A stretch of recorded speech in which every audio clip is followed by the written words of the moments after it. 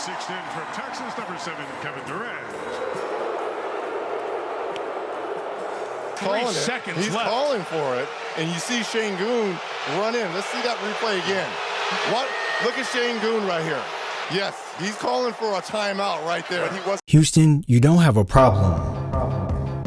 On a night where OKC took home the dub, there was actually bright spots on the opposing team, and I'm talking about the Houston Rockets. So for starters, we're going to start off with his passing. Sengun attacks here. You can see right now he's met with the double. Now he can either hit Reed Shepherd or he can go ahead and hit Kevin Durant. Some bigs might try to get this pass to Capella through the defense, but honestly you should just keep it simple. So a pass to Reed Shepherd is easily made, and here comes the money ball. Every time he gets double, it won't be off a drive necessarily, as this time when he gets into the post, he was ready to cause damage like a girl that broke your heart, but instead, he keeps it cool, keeps it cordial, and easily sprays it out to Josh Okogie. Now for the defense, they should be very wary of doubling Sengun, because once he gets into that post up and you start to help, he can have many options. Sure, he can hit KD if he wanted, and KD could swing it over to Reed Shepherd, who swings it one more time and gets that 3 in the corner. Because if you all look to the middle of your screen, you're going to see Capella calling for it, and it's an easy dime over the top just to connect. It's a nice find of Capella. This right here is display of mastery with your passing, as right here, Sengun, if we rewind it back, he tells him to come up, and by him, I'm talking to Jabari Smith. So as the man goes to set the pin down, Jabari could have came up, but since his defender was playing that, he goes back door and Sengun can lob it up for an easy bucket in close. Inside Jabari Smith, nice finish. I know it doesn't seem like a whole lot of glitz and glamour with the passing, but it's not needed for all that. As when he gets in a lane like this, you can see a man Thompson on the backside ready to cut to the basket. Now every team, and I can't stress this enough, every team needs somebody that can play make. So as we slow the clip down, you're going to see a man cut back door, a man put it over the top of all defenders, and an easy layup is converted. Now his passing, it was one thing, but Sengun was going to work on this defense with his shooting as well. And when I say shooting, I'm talking about mid-range pull-ups like this one. Times where instead of it being a mid-range, Sengun catches in transition right here and pulls up from deep. And when that pick and roll is initiated, Alex Caruso cannot help out because Reed Shepherd can come off. Boom. Right now you have 3 defenders there. Now you could go over the top to Capella, but what looks easy? You might as well go to Sengun, who's been hooping. Let him go ahead and put that up for straight cash. Sengun over Caruso for another triple. Having your big be able to space the floor does a whole lot, because right here you can see that KD is about to be doubled. Easily, just swing it right over and you don't have to drive the ball all the time now. Sengun can pull up from 3 as he was scorching OKC all night.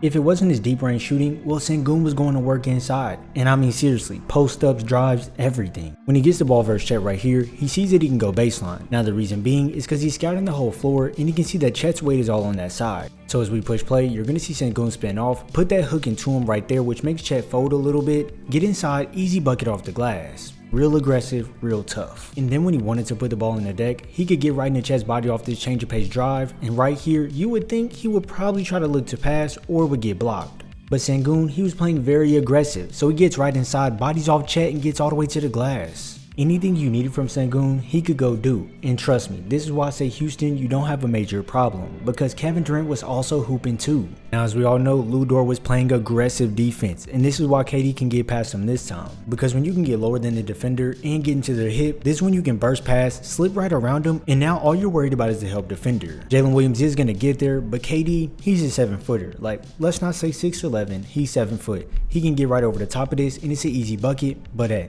it really was tough though. It's almost like KD is this seasoned vet that somehow knows that defenders are going to play him very tight and aggressive, and that he has to play through the contact to get it and one. Other times, instead of getting the ball immediately, you'll see when Steven Adams gets it, boom, right here, Lu Dort is ready to chase over the top of a handoff. So KD fakes that way and boom, you can see he has the advantage right now. Lu Dort went up, KD has the momentum going back door, and he can easily catch it, and instead of going all the way in, because as you can see, Jalen Williams is crashing down, Cason Wallace is helping over, and Chet Holmgren is sliding in as well. Now could KD make a pass to Alperen Sengun in this moment on the backdoor cut? Of course. And could he send it out to a man Thompson? He could do that as well, but why not just go ahead and pull up KD to bucket it in?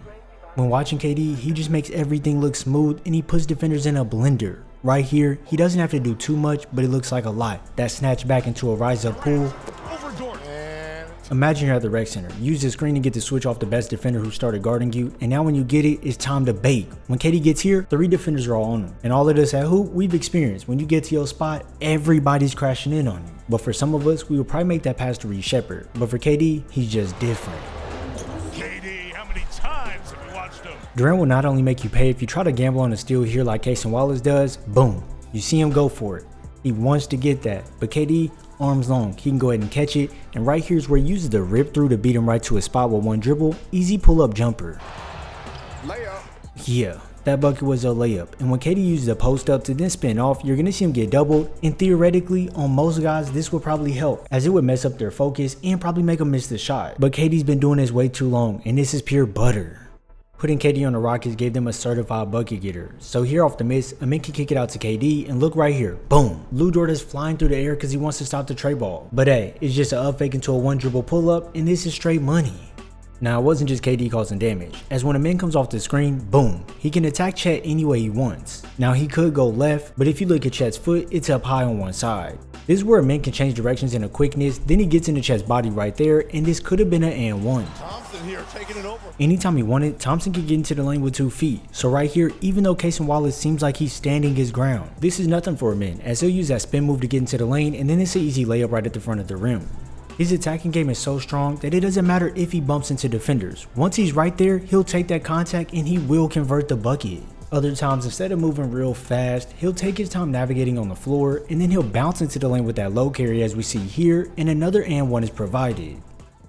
Even though Houston looked sloppy at times, they still made this a game and really could have won it. I think all they need is a point guard and they're going to be solid. And even with that said, with a little bit more chemistry, they can be a scary team just the way they are. If you enjoyed this video, be sure to drop a like, subscribe, and turn on post notifications so you're first to know when I upload. I thank you all for your support, and I'll see you in the next video.